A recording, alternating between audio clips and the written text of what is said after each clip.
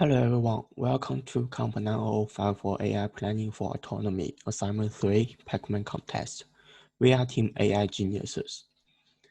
In this presentation, we will introduce you our AI technologies that used on the Pacman Contest, show the demos of our key techniques, and present the challenges we met. There are 2 teams assigned in each game. They start from each color side. The goal of each team is to eat a food on the far side of the map while defining a food on their home side. The team who gets a higher score in a specific time will win the game.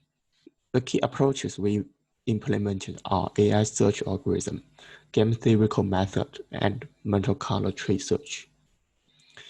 A-star with the maze distance heuristic was the first technique we used. By combining with the decision tree, it performs well in competitions. We separated 2 agents to defensive ghost and offensive Pacman. For defensive ghost, when the game starts, it will go to a mid-defensive point, wait for the enemy coming. Enemy will more likely be located when a food was eaten, because the ghost will go to the nearest food to search for enemy. For example, if this food was eaten, ghost will go to this food to find the enemy. When enemy ate a capsule, the defender will be scared. When scared defender meets the enemy, it will be eaten and reborn. To avoid this, the ghost will follow the enemy with 2 steps distance and eat enemy until the scare time ended. The offender has a similar approach as defensive agent. Use A-star to find the food and return.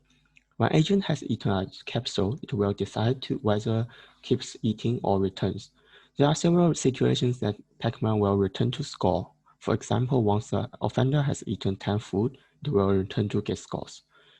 The first challenge we met is choose of the heuristic for A-star. Initially, the agent didn't perform the right actions as we expected because walls are not considered when calculating Manhattan distance. The problem was solved until we changed it to maze distance. Secondly, the A-star is not intelligent. It doesn't learn from the experience and will trap into the pitfalls over and over again until we specify different actions.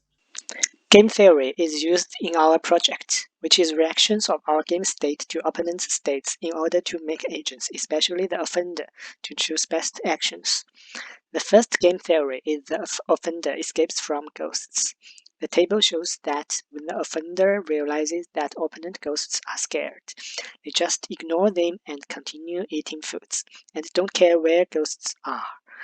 When it can see a ghost that is not scared, the offender will feel dangerous and escape from ghosts. The other game theory is about strategy that game agent uses. Our agent can switch between offender and defender due to current game state and opponent states.